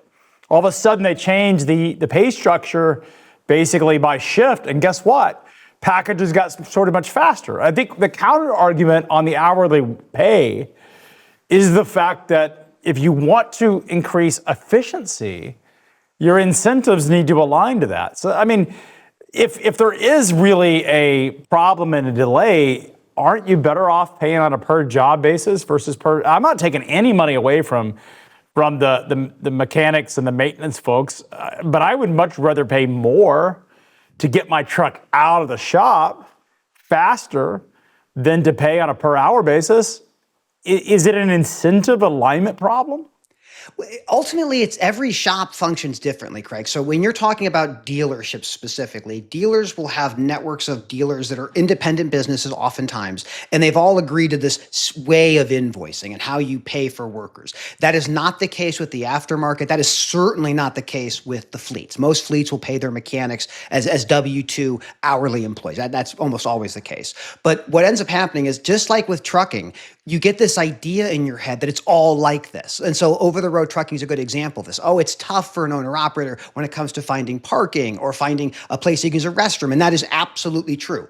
That is not the entire industry. That is a small piece of a very big industry. Same goes for mechanics. If I tell somebody who's in high school, hey, you can make $50 an hour at a dealership and you're going to work 50 hours a week and probably only get paid for like 30 to 35, they'd be like, I want nothing to do with that. But a master mechanic who can say, I can do that job in 2 hours and the book time is 5, I'm getting paid 5 hours and I'm working for 2. So there's a lot of incentives, and people just need to understand, what are my options? What things am I able to do? And once they know these things, the doors open up. There's incredible careers in this industry once you realize like how ridiculous and siloed all the different parts are. Yeah, it's not just this industry, it's actually construction and home building and kind of across the board. I think what we've done is we've encouraged our kids to go to college, get a degree, and we forgot about all the technical trades, and that's where the shortage is today, not just mechanics. One thing that you were talking about is mechanics. We would spend 20% of their time training them to new technologies. And it was constant. You had to, because things were changing so fast. And a lot of people coming into our company, basically, they had basic training, but they didn't understand the highly technical stuff that we were getting involved in, like collision avoidance and things like that. They didn't understand it, so we had to train. Absolutely. I think that's a great point you bring up, is every single year, the truck that you bought last year is different. It's a different supplier. There's different technologies, and their OEM will do their best to help help you understand what those technologies are. They do provide training, but as a diesel technician, if your mind is not geared towards continuous improvement and understanding new things, it's brutal. I mean, when the DEF stuff started coming down big on the after treatment emissions things, we saw a massive flux of mechanics. We're like, I want nothing to do with this new technology. So you get this interesting level. And I think what I would encourage people to think about today is, we know autonomous trucks are coming at some place. That'll happen at some point.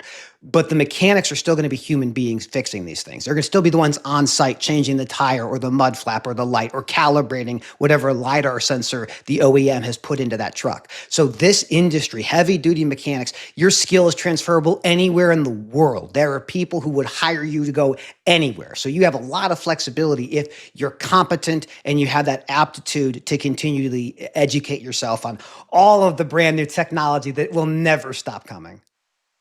The thing, Matt, that I think's got to change is this public awareness and appreciation for these blue collar jobs. I mean, Max mentions construction.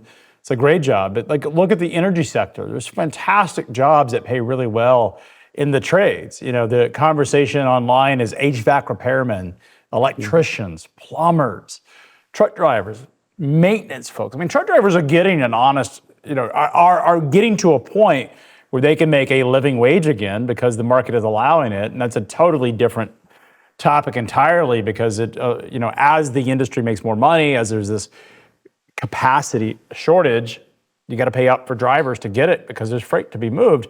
But we've got to ultimately look at these industries that are far more attractive. In a world of AI, where attorneys and frankly media people can be replaced by a computer, it's the jobs where there's physical labor that can't be replaced. That's what's got to change, is the narrative.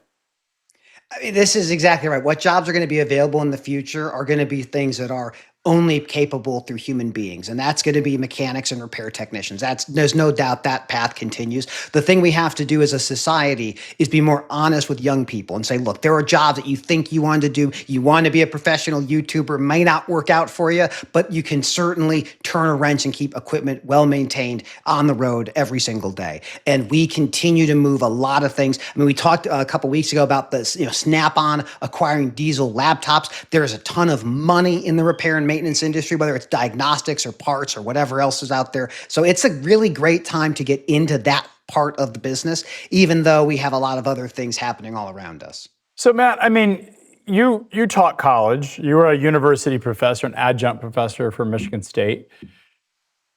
You have young people that they're taking these courses about law and transportation law. But I talked to a number of folks in the university system, and it is an absolute crisis because of AI. Not only is there an erosion of potential job opportunities for young people, but the entire curriculum and the integrity of the education system is being compromised. I mean, this is a crisis for so many university professors. How do you respond to that?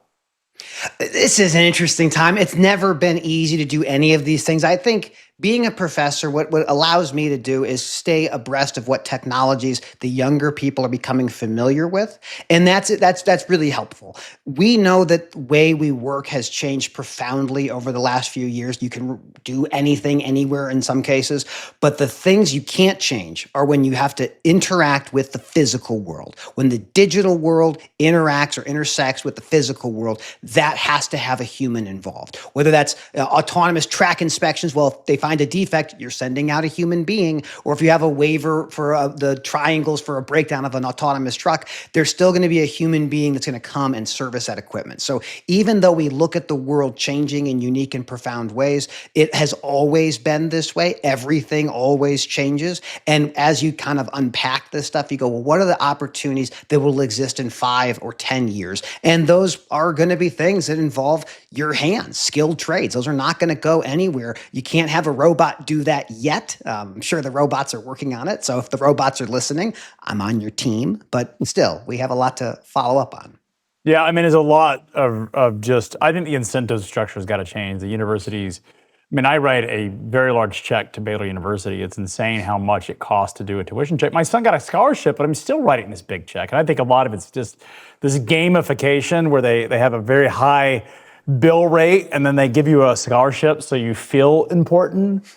But the reality is you still are writing a big check, and that's the issue. And like, I just, the incentives are incorrect. I mean, you look at educational inflation, the two most regulated industries in terms of government funding and regulation, healthcare and education, have been on an absolute tear. And frankly, both of those industries are, white collar technology, information services industries that we should see those costs go much lower, but it's not happening. No, and universities are not on the hook if their graduates can't find jobs. There's no return on investment. Yeah. Like, that's the problem. Like you said, there's no ROI. There's nobody to prove that transportation attorneys make a lot of money. And we've seen, to your point on the education costs rising, those are not going to slow down. And many years ago, you could actually go bankrupt and you could discharge those federal loans that you took on. Those are not dischargeable in many cases now. So you have this pathway where these universities take on enormous amounts of money, students take on enormous amounts of debt, and the jobs they think they're going to have are just not able to even pay off the debt, let alone give you an apartment or a car. So there's a lot of challenges ahead, and that's why these schools that focus on actual jobs that require your physical intervention, those are things that are going to stick around. General contractors, roofing folks, people who do tile work, that's a skill set that is declining across the board in every state. Yeah, it's really interesting. I want to when we come back, because we're going to go right to break, and we'll be right back. Matt, we want to continue this conversation. We got some Supreme Court decisions. Plus, I want to talk about just what you're seeing overall in the legal framework. So much to get there. Stay with us. Race car drivers like NASCAR champion Jesse Love are a lot like commercial drivers, pros. But even the best in the world still watch the tape to see what they missed and get better next time. So we created the Samsara Driving Coach, Great race, Jesse, but you were following too closely and you were speeding. Okay, you got me on that one. Samsara uses insights from millions of professional drivers to coach drivers in real time. Because even champions need a coach. Give me the keys. The super successful people are part of the 1%. They're part of that very, very small percentage. That's why I don't want you to do things that everybody's doing. I want you to do the small things that nobody else is doing. The people that are most successful in this business treat it like it's the only thing that's bringing income into their household. If you do that, then you'll have the same results. These people operate like they have no other chance. They have nothing else going. This is the only breadwinner that they have in play. I'm Adam Wingfield, and this is the FreightWaves Playbook. Become part of the 1%. Sign up for FreightWaves Playbook today.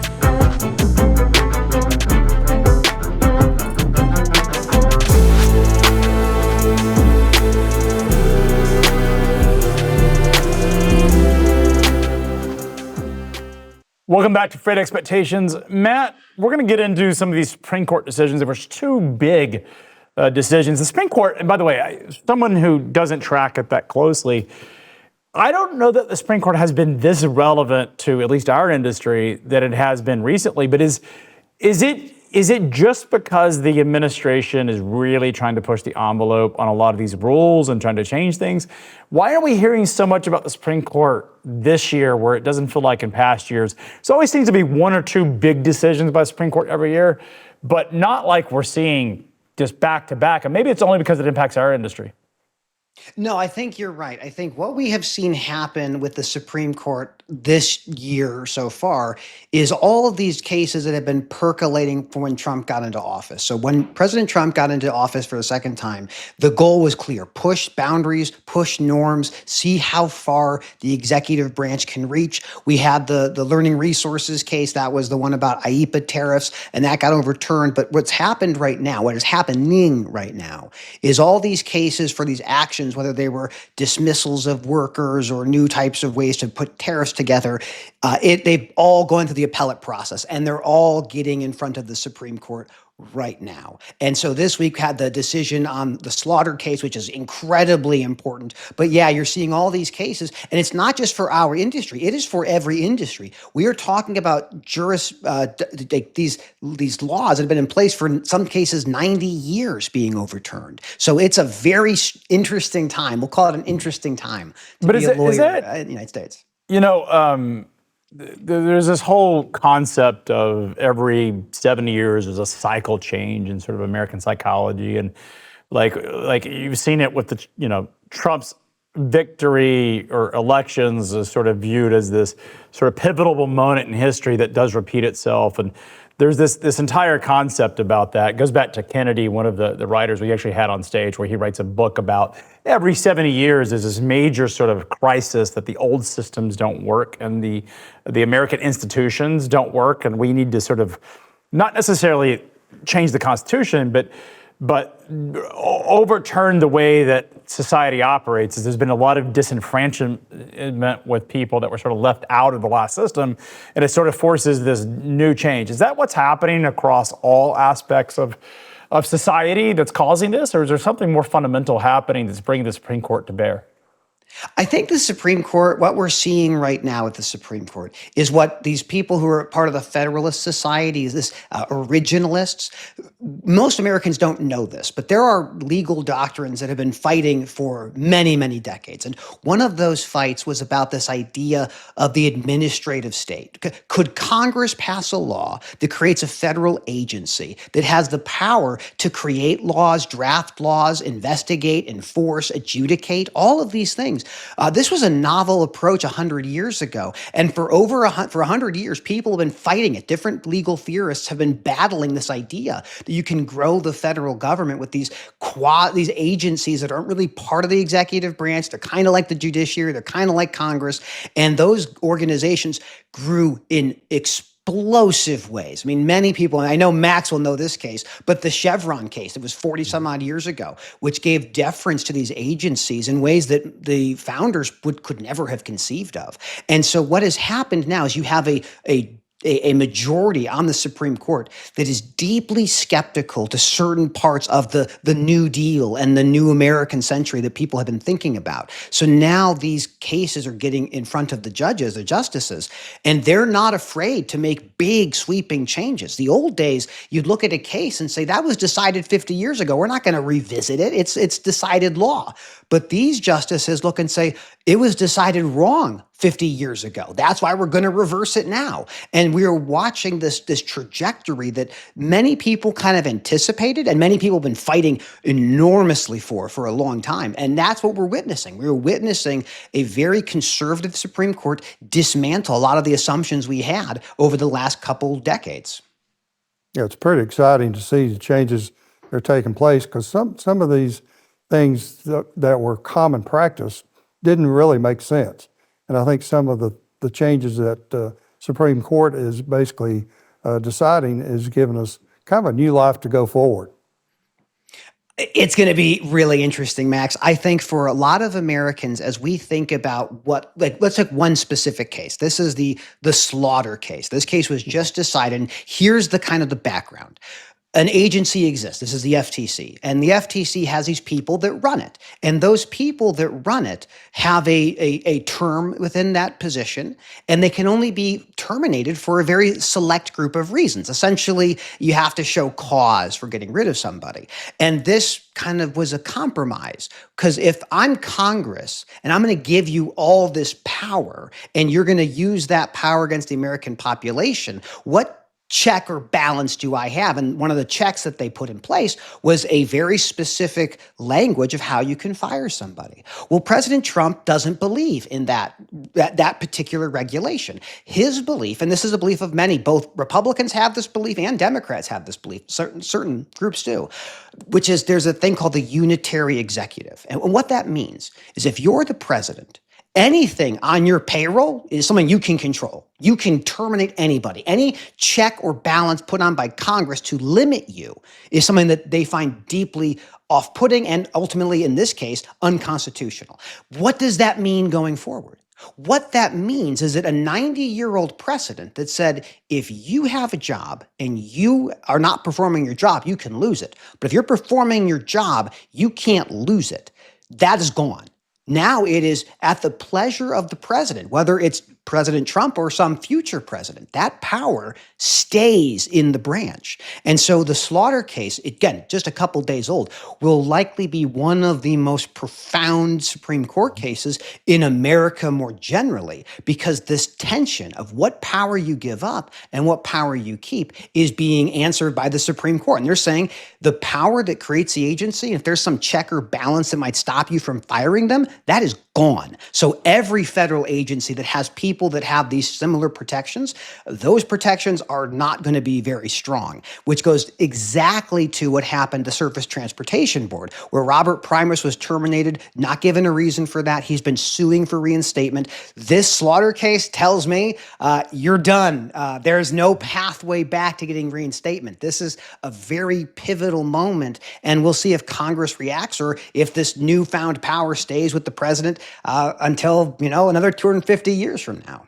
But Matt, at the same token, we had the Federal Reserve decision this week where the president could not fire someone that was on the Federal Reserve Board, one of the governors, which is counter to that argument. So it looks as if, and again, this is my read on it, again, not being a Supreme Court expert by any means, is that the Supreme Court decided that there are certain rights particularly when it reports up to the executive branch, the president should be given power to do that. Versus other rights where you have an independent institution that is sort of understood to be independent of influence from the executive branch, where he couldn't actually decide to fire. It was Lisa Cook, I think, was her name. What's your read on that?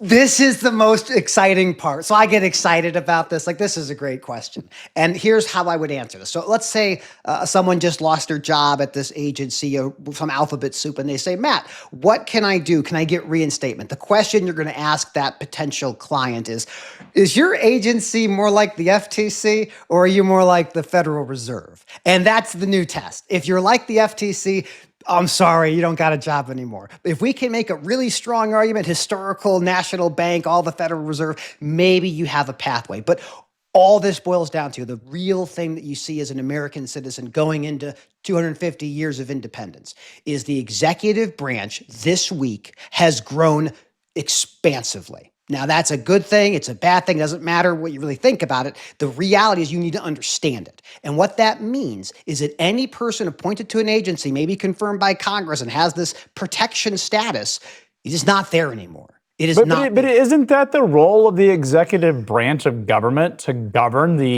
ultimately these institutions, FTC as an example, you could argue DOT, these are cabinet positions that, look, I didn't take constitutional law, but I did do the 101, the American, whatever we had to do in school. These feel like they report to the executive branch, and they feel like this should be the power. He is the CEO of the government. Shouldn't he have the right to do that? I get the whole bank thing. Let's put that aside because that's a totally different thing.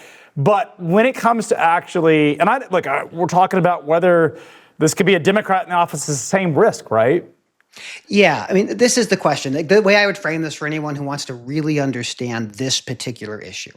Imagine your worst political enemy gets the power, and the day they step in is they fire everybody who is politically opposed to them without giving any reasons. Now, do you want that? I don't know. But the reality is the same kind of vein that we see, or the thread being pulled by the Supreme Court right now on cases like the Slaughter case, is that there are members of the court, and there's not a majority of them, but there are several, that fundamentally believe all federal agencies are unconstitutional as they sit. They should just go away. So this is a kind of a new version of, we've deferred to the agencies for such a long time.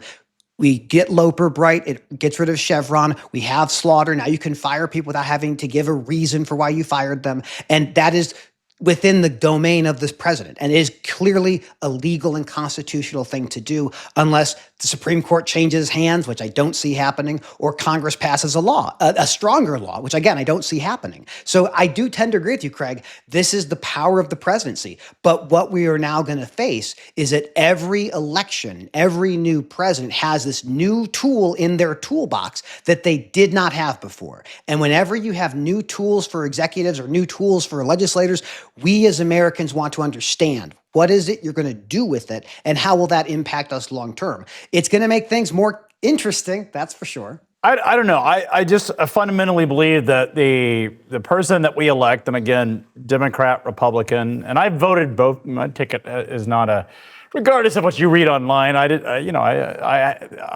not a strictly conservative voter or Republican voter. I feel like it's the president's opportunity. He is the executive. He is the chief executive officer of the United States. He should have the right. I mean, it'd be like me saying I don't have the right to.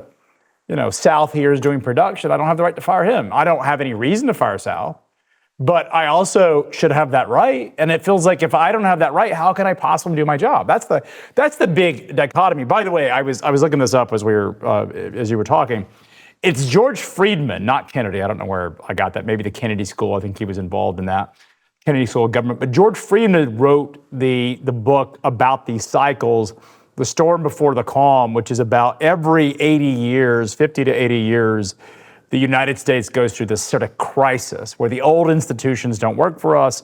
It went from American, 250 years ago, we had the founding fathers, and then we had the Civil War, and there was this massive crisis, and then you sort of fast forward, and then you have the FDR and the New Deal. The old system was not working, where we had almost no government and no regulations, and we saw what happened in the 1920s, where it was just a free-for-all, the financial markets all melted down, and we got the New Deal, which created massive employment. We built the institutions that have driven us since the post World War II period, where there was a lot of faith in the institution.